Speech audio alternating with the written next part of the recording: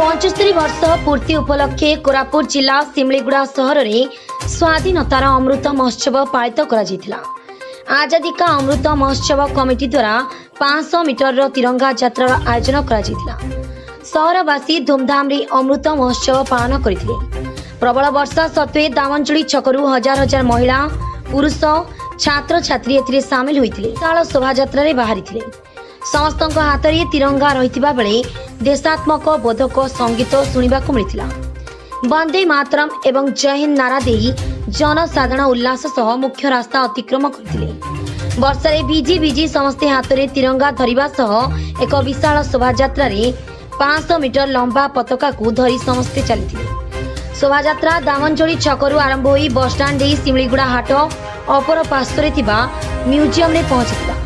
सेबळी सुनाबेड़ा शांतिनगर सुनाबेड़ा वासिंक द्वारा 500 मीटर जातीय पताका शोभायात्रा रे टाउनशिप देई म्यूजियम रे पहुंचीला।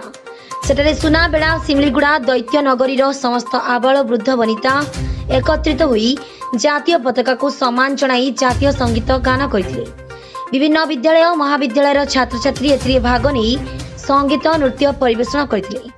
प्रबल वर्षा सत्वे एही तिरंगा शोभायात्रा सफल होइतिबारु आयोजित कमिटी द्वारा उभय सहरर जनसाधारण को धन्यवाद अर्पण करथिले। शोभायात्रा रे शहीद लक्ष्मण नायक स्टडी सर्कल, शिवशक्ति वाणिज्य संघ, आंबेडकर ऑटो चालक संघ, श्री अग्नि गंगा मां दुर्गा चैरिटेबल ट्रस्ट, वरिष्ठ नागरिक संघ, ओडिशा मोटर चालक संघ, आंबेडकर यूथ क्लब, राष्ट्रीय स्वयंसेवक संघ सह देवमाली पब्लिक स्कूल, सरस्वती शिशु विद्या मंदिर, सिमलीगुड़ा महाविद्यालय भली अनेक अनुष्ठान और शिक्षानुष्ठान सभ्य माने उपस्थित थिले। Bureau report news 11 Odia live.